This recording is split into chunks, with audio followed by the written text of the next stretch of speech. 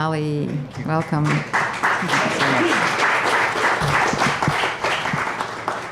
Thank you for welcoming me again. Let's begin with a little bit of dhikr of divine remembrance. And I did this on the first sermon.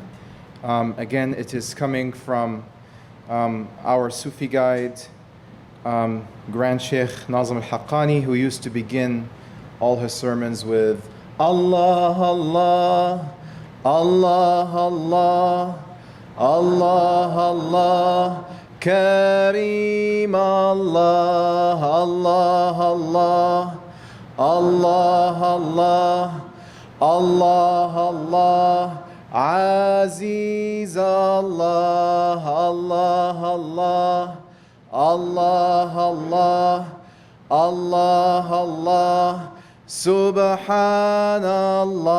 Allah, Allah, Allah, Allah, Allah, Allah, Sultan Allah. And then he would conclude by saying in Turkish, San Sultansın Ya Rab. Basically, he is repeating, of course, God's name, Allah, Allah. And then he is adding at the end of each verse one of the names, 99 names of God, that is known as the Islamic tradition. The first one is Kareem, which means generous. And then Aziz means exalted. And then Subhan means transcendent. And then Sultan, Sultan. Stories and storytelling. First, I think we should begin with a 10-second moment of silence for a dear friend of the center who did not finish his story, but is continuing it behind the veil. So, 10 seconds.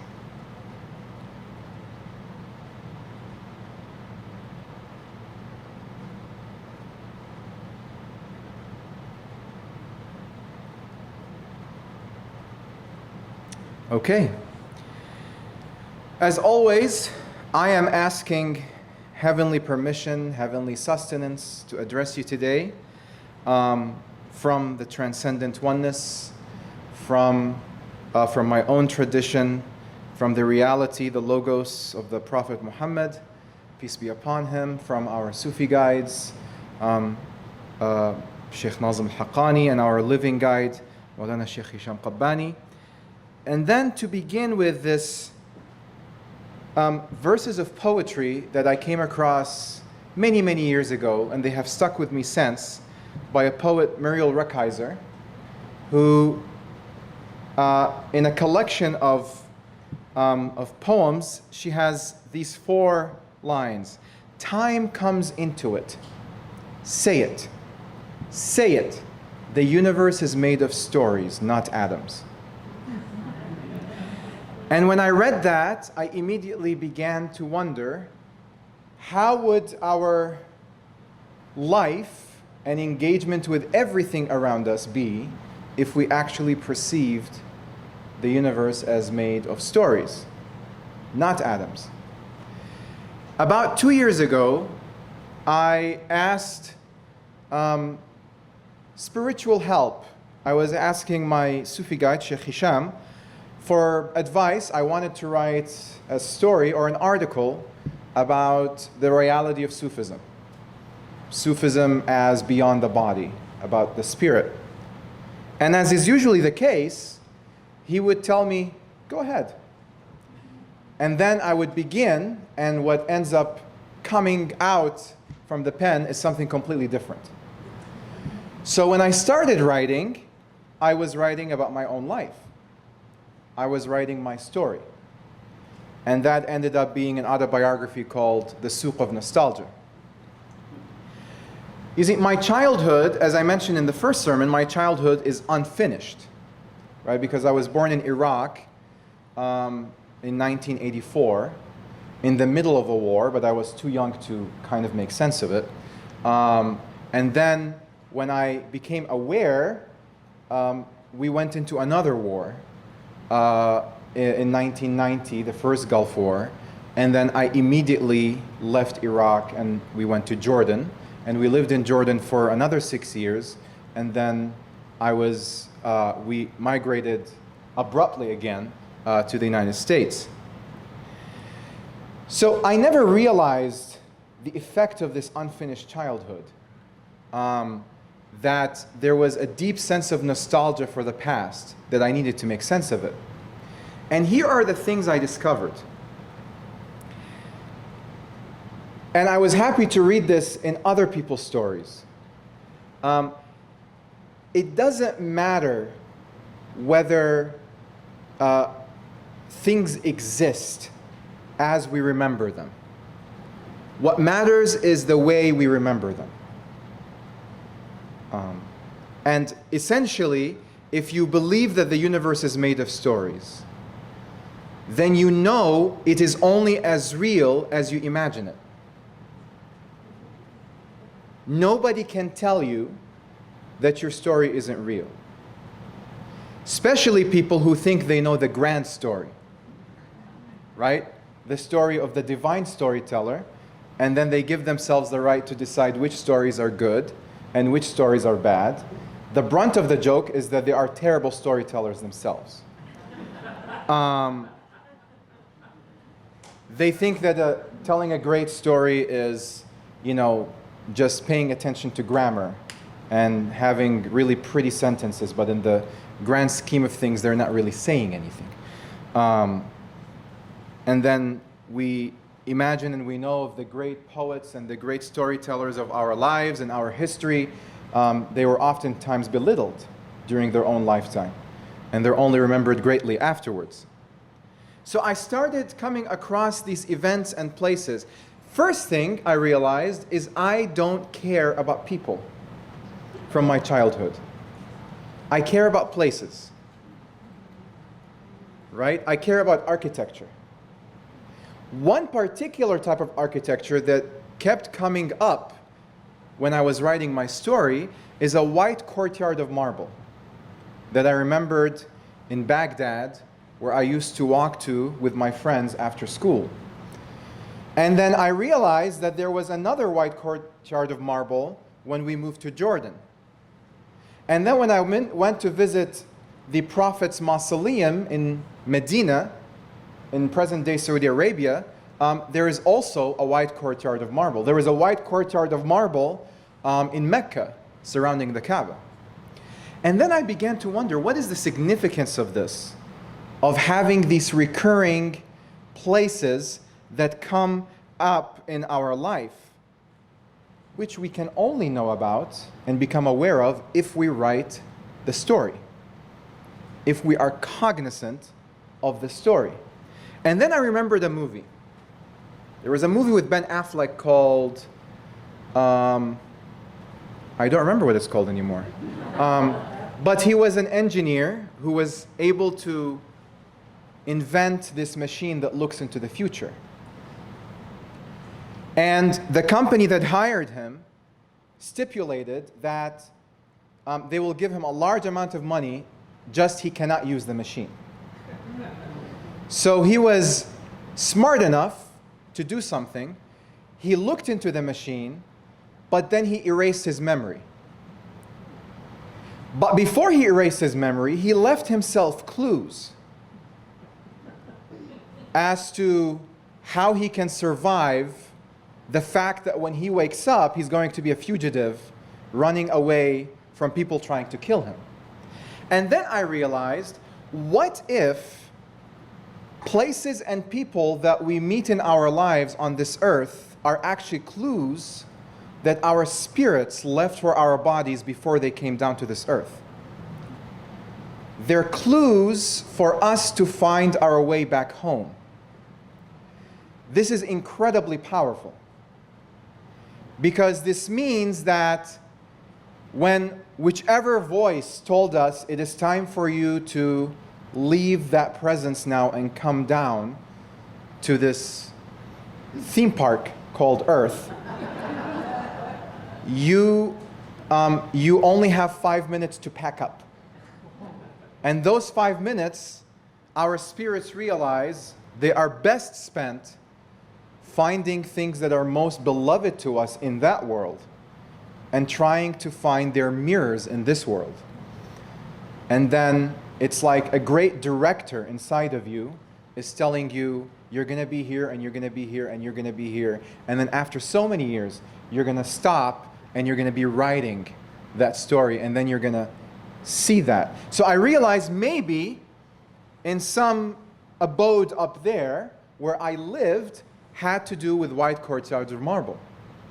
I remember visiting the city of Touba in Senegal, where there is a great saint that's buried there, and it's actually meant to intimate the structure of the entire city of Medina.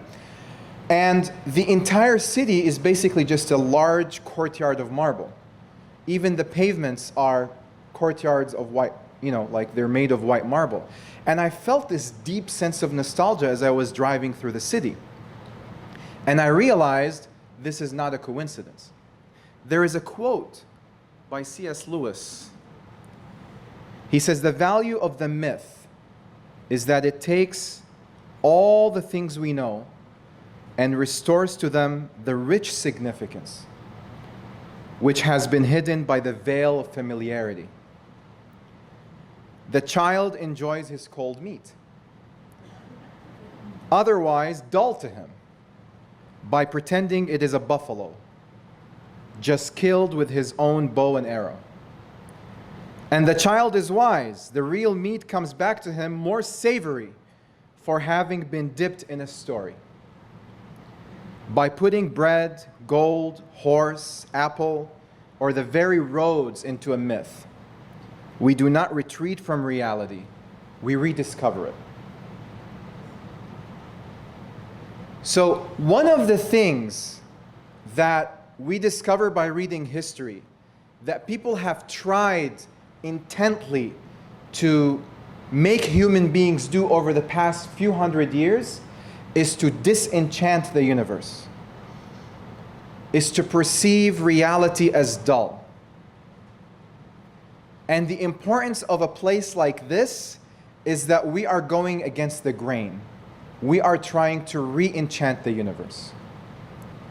But we cannot re-enchant the universe unless we believe we are ourselves living a myth.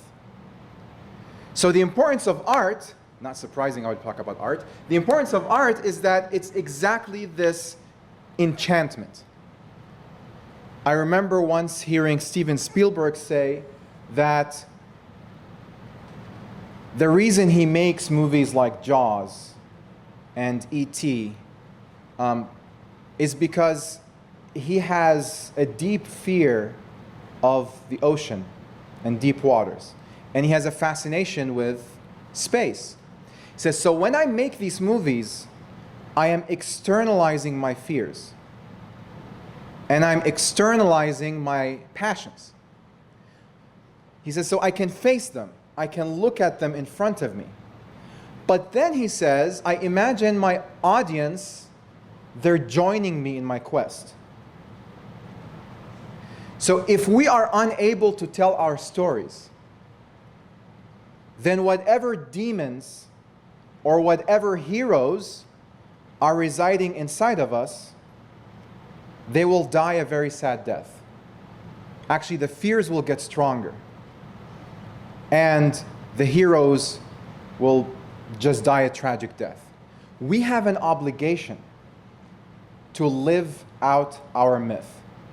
Gibran Khalil Gibran, he says, we wanderers, ever seeking the lonelier way, begin no day where we have ended another day, and no sunrise finds us where sunset left us.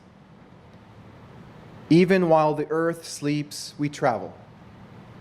We are the seeds of the tenacious plant, and it is in our ripeness and our fullness of heart that we are given to the wind and are scattered. It is not surprising that Gibran, who spent his entire life traveling from the mountains of Bishabi in Lebanon, where he perceived God in nature. So he also already realized the myth and the divinity in nature. But his ability is to come to a place like Boston and find that same divinity there. In a farm outside, on the outskirts of Boston, today called Buzzards Bay, he would go and seclude himself there and write The Prophet. And artists still go there and live and write there, try and revive that area of creative inspiration where Gibran was sitting. There is an imperative that Tolkien gives us in Lord of the Rings after Gandalf is reborn as Gandalf the White from Gandalf the Grey. And he is met by these three other people on their quest, Aragorn and Legolas and Gimli. And they see him and they say, "Sorry, but we thought you were Saruman, the other wizard who went bad." And the response that Gandalf gives them is so powerful. He says, "But I am Saruman, or at least Saruman as he should have been." You know that C.S. Lewis and Tolkien and many people who wrote on mysticism, they were part of the same generation. A generation that realized the importance of the story. I mentioned in the first sermon that there is a very powerful text, narration in Sufism that is basically the foundation for all of Sufism, called the Hadith of the Hidden Treasure, where God is thought to have said, "I am a hidden treasure, and I love to be known. So I created creation so that I may be known by them." So God is living his story, and we are his characters. I like to think of God as the director, the actors, the audience, the stage, the props, the whole thing. But then each of these characters is also living their story. If we do not live out our story, and if we do not perceive the very mundane things that we are doing, like Joseph Campbell says in Power of the Myth, when I enter a church in New York City, I imagine myself entering a different dimension. I imagine myself, like in his day, in our day, he would say, I imagine myself entering like the Matrix, entering a completely different dimension. In the name of people who speak about God, they are the ones who are trying to dull the stories. Predictable endings. These are the stories that would get 0 on Rotten Tomatoes. We want the good old stories. You know that song, All Time Religion? It's good enough for me? That's the religion of the myth. That's the religion of the Greeks. That's the religion of believing that you can participate in something that is larger than you, but that begins with you and that ends with you. So let us make sure that we are always writing our story. Do not belittle your story, and always perceive other people as characters in your story. Thank you very much.